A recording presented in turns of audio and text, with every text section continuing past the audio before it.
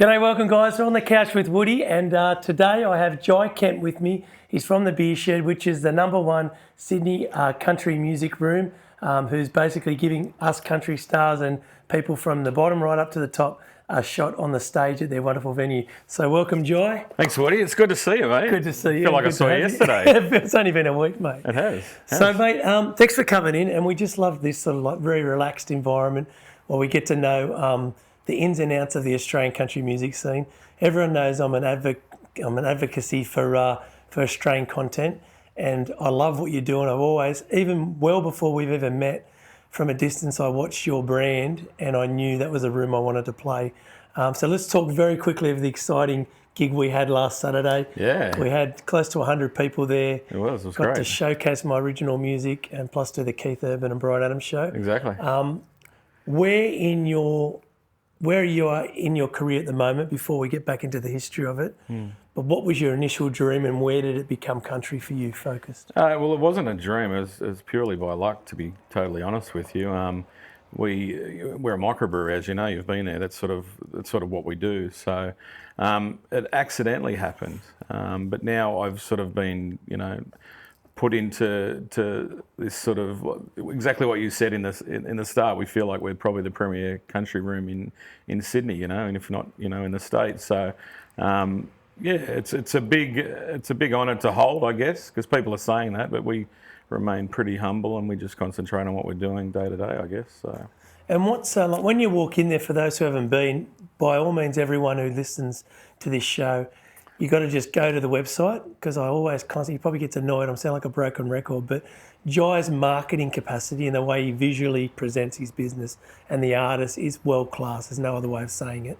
So that's the first thing I noticed about your online presence. But then when you get into the venue, you see nothing but professionalism from just the way you've set up your breweries and your tanks, if that's what they call them, to then when you go as the artist and the experience into the green room, and every artist from Travis Collins to Craig Woodward is featured on the walls, and you can feel the history of our beautiful country and of our artistry. Yeah. Was that always an intentional decision? 100%. Like when we decided to do it, like the first show happened pretty accidentally, which was Travis Collins about 2.5 years ago. Yeah. But as soon as we decided that, okay, this is going to be a direction for our business, it had to be done properly. And it was really important to us. And the main idea behind that all was that we have to put on a show. We have to become a live music venue, which is looking at, if you look back at our early shows, it's actually sort of evolved a lot from what it was, even just down to the way it feels and the way we set people out and things like that. But we had to make it a live music venue for the public, but we also had to make an experience for the artists, because it was really important for us to make sure that when the artists come, they also get that same sort of experience, that they've come to our venue. They know it's sort of different from other venues, and it'll make them want to come back, you know what I mean? So, that was just out of that time, as far as lockdowns and all that sort of stuff. So we were given a bit of an opportunity to sort of reach and have access to bigger artists than a room of our size probably would have in the early days. So it was really important to make sure that we instilled those relationships and give them that experience to make them want to return when they went back to playing bigger rooms and bigger venues and things like that. And I think it's held pretty true. I'm pretty proud of what we've created and what we continue to do. So yeah, that was the original idea behind, basically the outlay of it all. Well, that's it. I mean, even with this show, I say, like, after I finish, I say, I'll see you in a year's time. We'll do it again. Yeah. And it's purely, and that's the great thing about our country scene more than any genre. Let's say I'll go out on a limb, the only genre that has relationships that are forged from the beginning to even when you come established and you're famous, or whatever word you want to say. Yeah. And you can come back to that room and still feel like, I could see someone on Saturday night in the front row with my Bondi Smile shirt. Yeah. I sold to them 9 years ago. Yeah. And then the people that are new, it was just trying to get a groove for that artist. It's not an intimidating room. It's like you can feel from even the fabric when you walk in, you just feel, God, we feel safe here, and we feel like that you guys love the music as much as we do. Yeah, it feels a bit like family, yeah. Yeah, Molly was like, in the sound check, just moving to our songs and grooving. So she's your partner, Molly. She's been your wife for forever, has she? Yes, so I've got to get this right. I think we're 25 years this year we've been married. Yeah. So, she is. So I don't know if you've worked with your significant other. It comes with some challenges. I do work with Especially mine, yeah. because at the beer shed, I'm the boss, right? But when Molly's at the beer shed, I all of a sudden am not the boss anymore, which is a bit strange. So it's all about working how to deal with that. And Molly really, she's had a love for country music forever, where I haven't. Like as far as, I sort of have, I shouldn't say that I haven't, but that wasn't sort of my sort of, Wasn't your go-to? that was my genre, you know what I mean? I sort of grew up on Nirvana and Silverchair and all that sort of stuff. That was sort of my area. But, I had different phases, but never really got into country. Although my very first concert, and I only thought about this a couple of years ago, was Kenny Rogers, which was weird. And I was a massive fan with my mum. She took me to the entertainment centre and we saw Kenny Rogers sort of live there. So I was like, oh, okay, so there is some sort of history there. I do like the music, but I've never thought about what type of music I like. I like music as a whole. Like all of us, that's right. And country, like when Molly used to listen to country, she'd always get the car, playlist if we went on trips, because I had no chance of playing Nirvana for 3 hours. But yeah, so she got the playlist. But so I knew a lot about the newer style of country, which was good, but it was mainly American stuff. So we both didn't really have a sense of Australian country music at that time. And it was only by sort of, that first show with Travis in our venue where we sort of got introduced to that side of things. That's a great way of starting. So there's a worker that you introduced me, or Molly introduced, I can't remember her name, but she was a lady, let's just say mid-30s, 40s, but she was brown hair and she works for you and she's a Carol? Carol. She's a big fan. Mid-30s, 40s, she's going to be a big fan of you now, Woody. Yes. Okay. You like the way I did that? Yeah, that was brilliant. I don't know why we're laughing, because Carol's unbelievable. And so the story of Carol is I met her at Travis's first gig with us. So this was when I was so green to what was going on. We were scared shitless because we sold 120 seats into it. We were still a brewery then, we were a brewery with a box on the corner for them to stand on. So the only live music we were doing before that was just a soloist in a corner, basically. And it was every now and then. It was just something that we started to do. And then COVID came along and shut everything down. So yeah, I met Carol at the first Travis gig. She was sitting over, I remember meeting her exactly, and she was basically saying, I know all these people in country. This is a great room. We could really do this. And I was at that stage like, yeah, okay, crazy lady, no worries. Well, you'll disappear after today's gig and I'll never see you again, because a lot of people sort of get caught up in hype and like to talk at a gig and say, I'll give you a call on Monday and never come back. But yeah, she then persistently bothered me then for up until now, which is great. I say bothered me, but it's just Carol. She's so passionate. Yeah. She is so passionate, and I guess our venue has become what it is a lot because of her vision of what she wanted to create.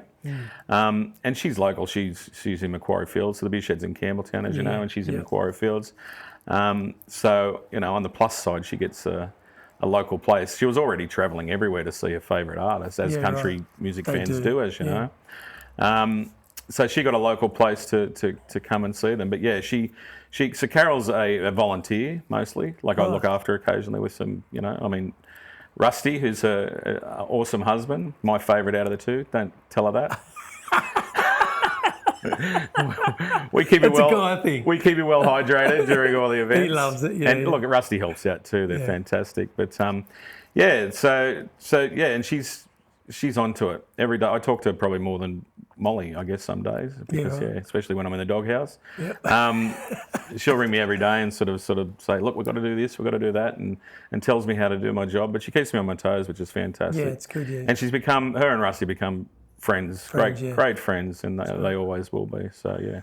Tell us the evolution of the beer shed, Bree. Yeah, well, the beer shed was basically that venue that we're at now has been there since 2007. Right. So it was one of the first microbreweries in Sydney, really, and it was developed and built by a copper or an ex-copper, and he brew on premise was the idea that you could come and make your own beer on site and you get basically cheap beer. So it blew up. That sort of that model blew up there for a while, and I became a customer of that model. I went into that venue. We ended up building another venue here locally in Kirrawee. I don't know if anyone any of your viewers might remember the beer shed in Kirrawee on Munro Avenue there behind Macca's. Yep. So yeah, we were there for probably about 4 years, and I was sort of doing another business then. I had other business partners. There was no live music or anything like that. It wasn't sort of like the breweries of today where you go in and sort of enjoy a beer and you get the have a experience and bar. that sort of stuff. Yeah, you just come in and brew beer and you know, Talk shit. take your beer home. Yeah, well, that's it. So that was set up, and then a long story short, those businesses didn't work out. They weren't doing great. My other business was sort of winding down, and the opportunity come up to take over the Campbelltown business. Yep. So all the other businesses disappeared. I took over the Campbelltown business with a couple of partners at that stage, and yeah, we were running it sort of the same, but we ended up building the bar and becoming more of a brewery as people know it today, sort of like a venue, a destination. Yep. We can go and sort of, it's basically like a bar, you know, you can go and drink and get takeaway beer and all that sort of stuff. So music then become, I guess, as a bit of an accident. Like as I said before, we had a few soloists here and there. COVID shut us down. Everything went to crap. And then coming out of COVID, we got a call from Travis Collins' management. It was one of my customers first who said, "Oh, you're going to get a call from Travis Collins. I've recommended the beer shed. He's looking for a Campbelltown venue because that's where he grew up. And I've recommended you." And I'm like, "Oh yeah, okay, thanks, mate. I don't know where we're going to put a band, but yeah, if they call." And then so his manager at the time called me and said, "Hey, Travis Collins is this country artist. He's a bit of a big deal, I guess, in the country genre. He wants to come play at your venue." And I was like, "Yeah, not really interested. You know, we're just not set up for that kind of gig. But yeah, thanks anyway. That's nice to talk to you." And then so we just let it go. And then it was a few days later, I think Trav might have called and said, "Hey, you know, it's Trav. I grew up in the area. Like, you know, like I'll help you out, whatever you need. Like, I want to play somewhere locally, room. and we need a good room, and we just think you could do it." And I'm like, we're just not set up for bands, mate. You know what I mean? And I think his words to me was like, "Have you got a PowerPoint?" I'm like, "Yeah, of course we have." He goes, "Yeah, well, you're a live music venue. Don't worry about it. Trust me." And I was like, I don't know. There was something about that conversation, and I've always liked people that want, you know, that sort of want to work for you, and it's not necessarily for any great outcome. Like, you know, no one's going to become rich by playing our venue. No. So it was just like, it was an instant feeling. I'm like, yeah, all right, let's do it. So sort of, and I hadn't even really researched any of his music yet. I hadn't, you know, I hadn't sort of known too much about him. But I started to look, and I'm like, oh shit, you know, he plays some festivals and he does this, that, and the other. So we ended up getting his tickets on sale, and they sell out like in 10 minutes or something. And I'm like, what the hell's happened here? Who is this guy? Yeah, that's right. Crazy. So we did another show. So we had 2 sold out shows. And yeah, we put on the shows, which was a little bit daunting at that time because I didn't know too much of what to expect. But he bought production and everything. So as far as that goes, I didn't have to do much. And we didn't have the green room at that stage. The mezzanine was there, but it wasn't. I think we just developed it during COVID, so I was just chucked up there on a lounge with a fridge in the corner. Yep. But we still made it feel good, you know what I mean? And they were still happy. But yeah, so that went down, and instantly I was like, wow, you know, because I think like any genre of music, you can listen to the songs as much as you want, the produced songs, but a live experience is totally different. Totally different, and the music comes to life. But they were like, Trav and his band were just the entertainment was next level, something I really hadn't experienced before. Because I think when I went to live music, you go to pubs and that, but you know, pub live music in Australia, it's sit in the corner, chat to your mates while someone's playing on stage, type of thing, you know. Yeah. And everyone, he had everyone's attention, and it was just so intimate and just so personal and so big, but yet in such a small space. It just had a really good feeling about it. And the feedback that we instantly got from everyone was like, this is really good. Yeah. This is great. Like, this is the best night I've ever had. This is the best I've ever seen Trav. Yeah. And the band feedback was the same thing. You know, this is great. You know, we want to do this again. And it was just like instant. So I guess then in the country genre, we started to get phone calls because Travis Collins is playing at the beer shed. This is a new venue, especially coming out of COVID where venues shut down.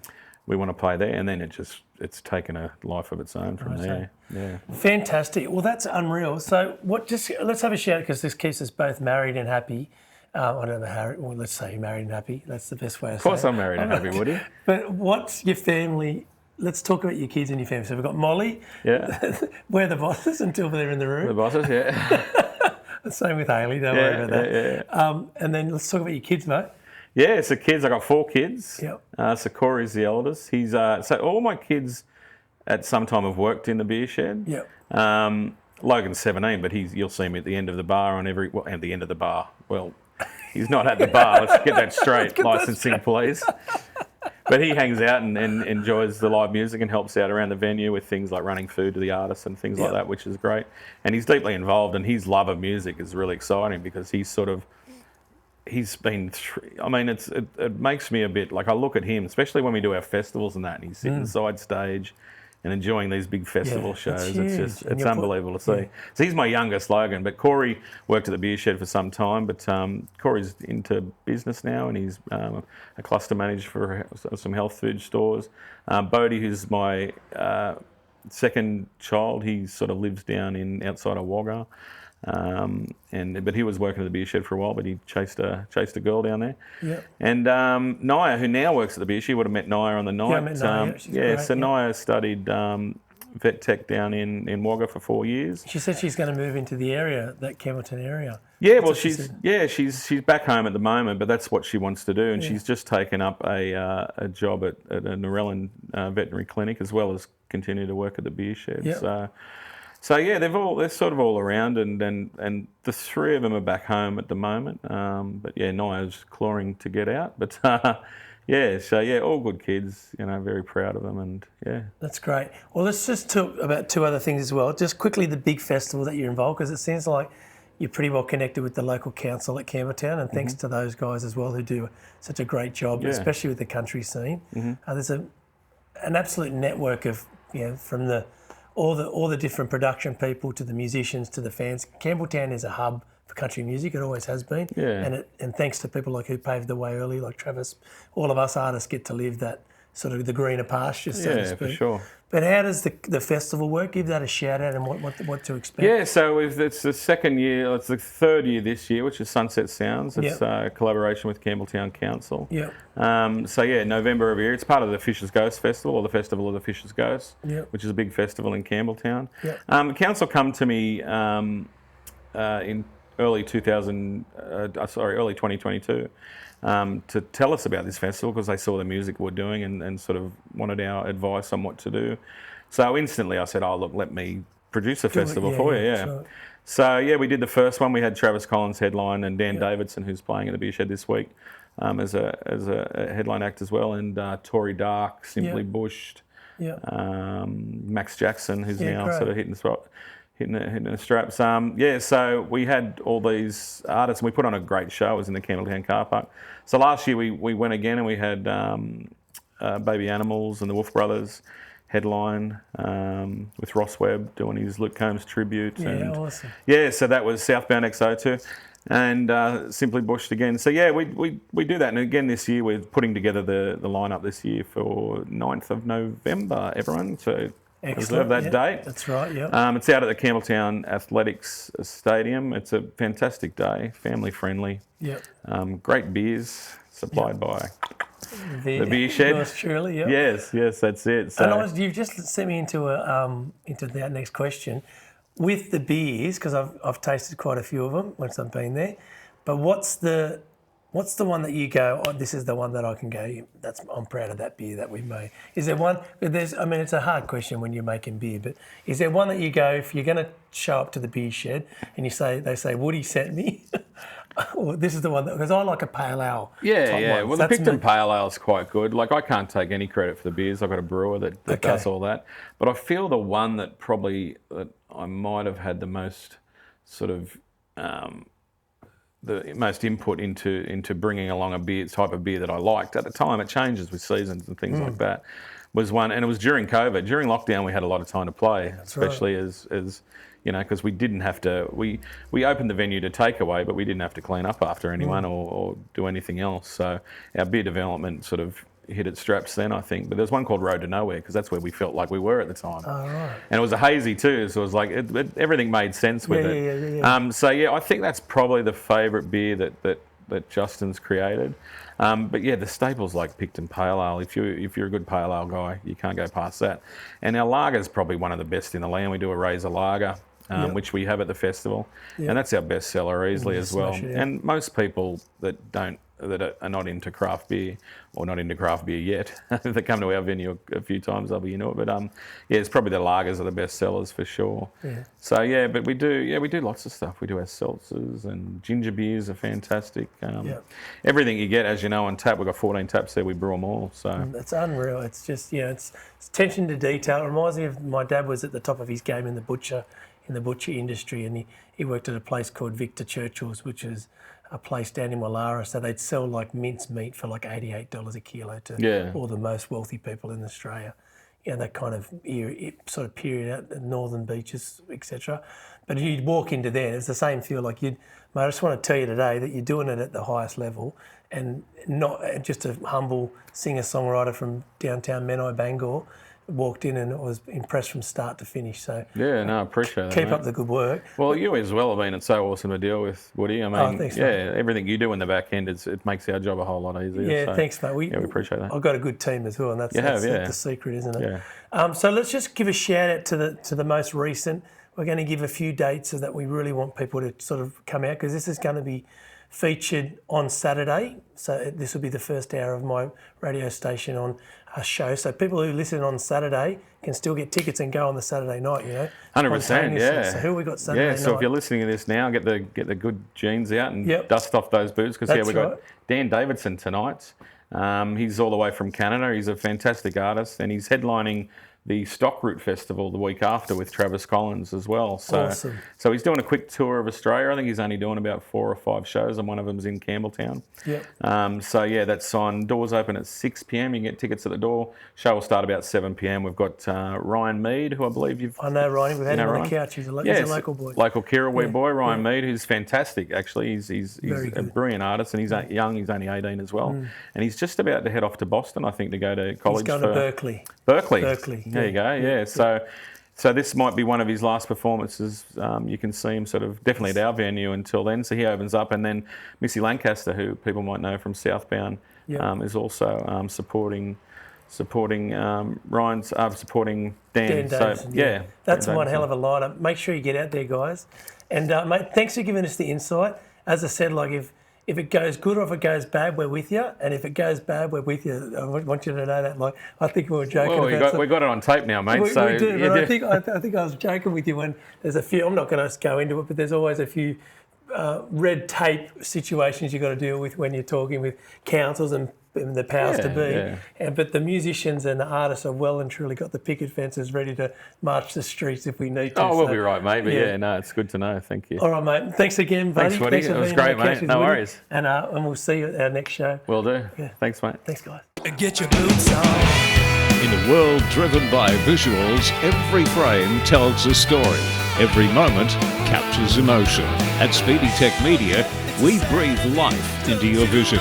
Our dedicated team of experts craft unforgettable experiences. We don't just shoot videos, we create memories that last a lifetime. Join us in making your dreams a reality. Elevate your brand with Speedy Tech Media. Contact us today. Let's tell your story together.